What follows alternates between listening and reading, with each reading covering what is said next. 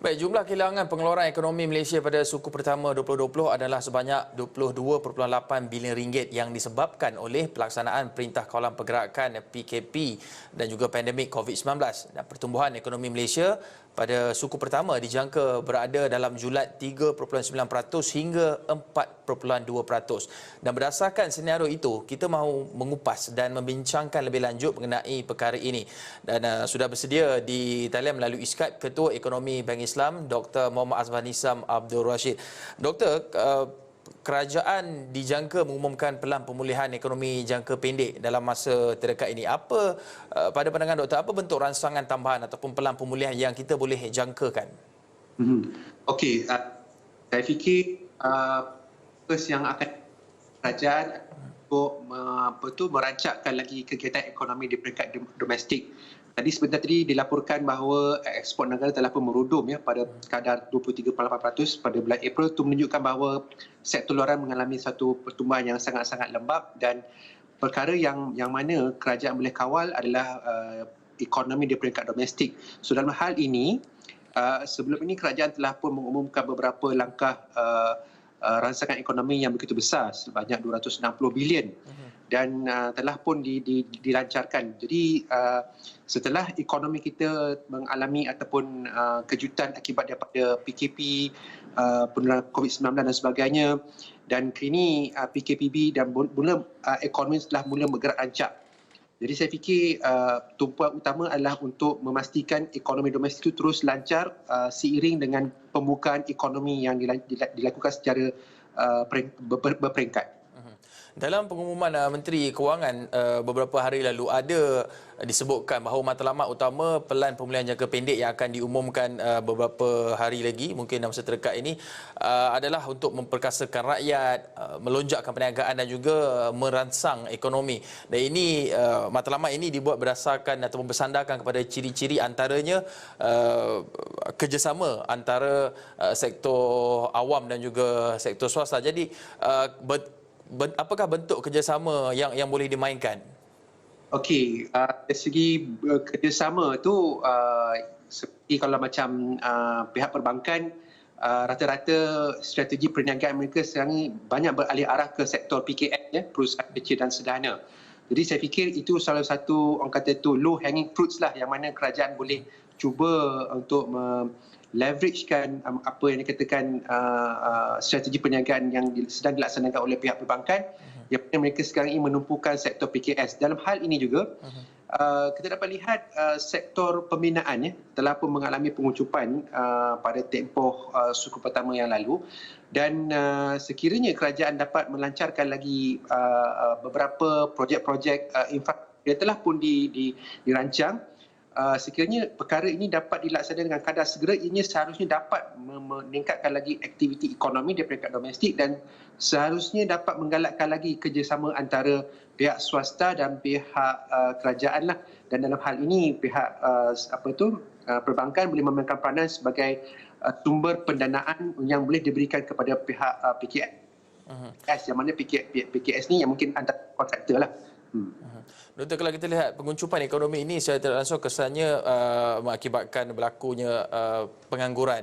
Malah Malaysian Institute of Economic Research juga ada meramalkan bahawa kadar pengangguran akan terus meningkat daripada 3.5% ketika ini kepada 9.2% menjelang akhir tahun ini. Dan ini kita lihat, kita semua maklum bahawa pengangguran itu sesuatu yang tidak dapat dielakkan. Tetapi bagaimana kita boleh sediakan diri ataupun menyediakan pelan awal untuk mengurangkan impaknya?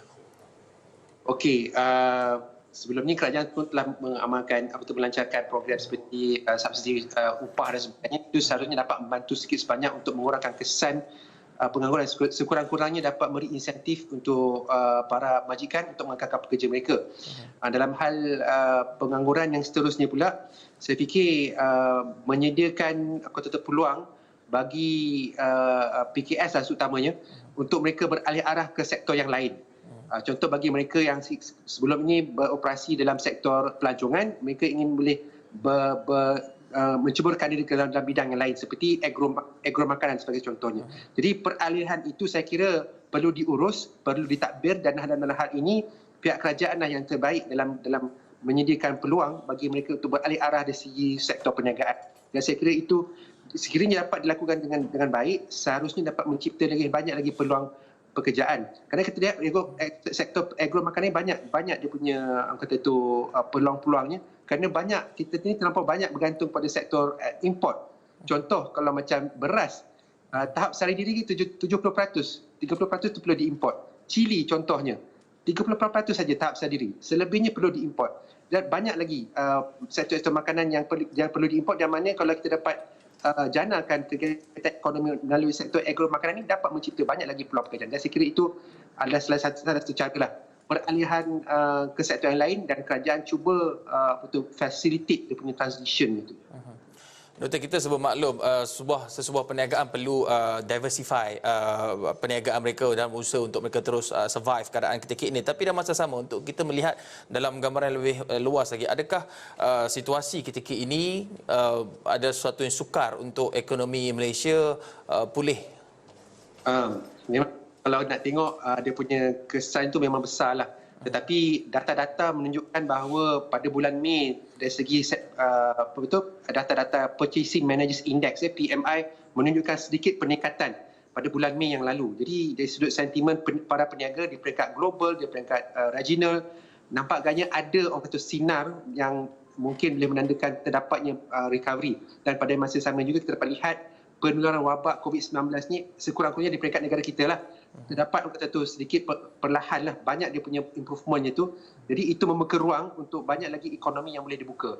Jadi sekiranya trend berterusan, saya kira proses pemulihan ekonomi itu dapat berlaku dengan jayanya, dan ini yang saya rasa kerajaan cuba tekankan supaya ini dapat diurus dengan lebih baik lagi.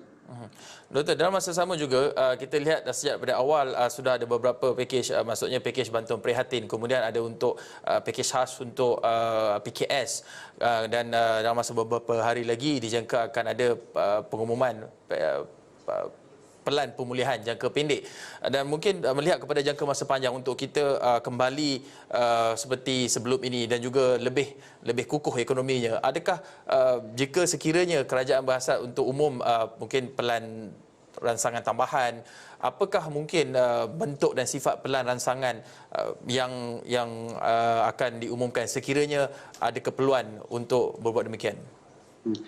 Kalau dari segi jangka pendek, tadi saya sebutkan sektor pembinaan lah. Kerajaan perlu lancarkan, perlu giatkan pemberian kontrak supaya berlaku kegiatan ekonomi dalam sektor pembinaan, yang mana ia akan memberi kesan rantaian kepada sektor-sektor yang lain. Itu satulah. Kedua, kita perlu akui bahawa terdapatnya apa yang dikatakan new normal. New normal maksudnya, contoh yang saya dapat lihat, work from home contohnya.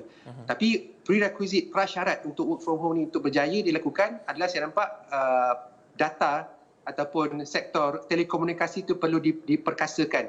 Jadi dalam hal ini kerajaan perlu menimbangkan untuk melabur dengan lebih lagi dalam sektor infrastruktur dari segi telekomunikasi supaya data tadi itu, transition itu ataupun transmisi itu berlaku dengan lancar, supaya work from home atau work from anywhere ini dapat dilaksanakan dengan jayanya. Kerana kesannya sangat-sangat orang kata itu besar.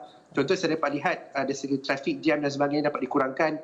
Dari segi orang kata itu carbon emission mungkin dapat dikurangkan dan sebagainya, dan mungkin dari segi productivity juga dapat dilihat dengan lebih baik lagi. Jadi ini satu bentuk langkah yang jangka panjang, tetapi memerlukan satu komitmen yang jitu daripada pihak kerajaan dan dari segi semua pihak juga lah.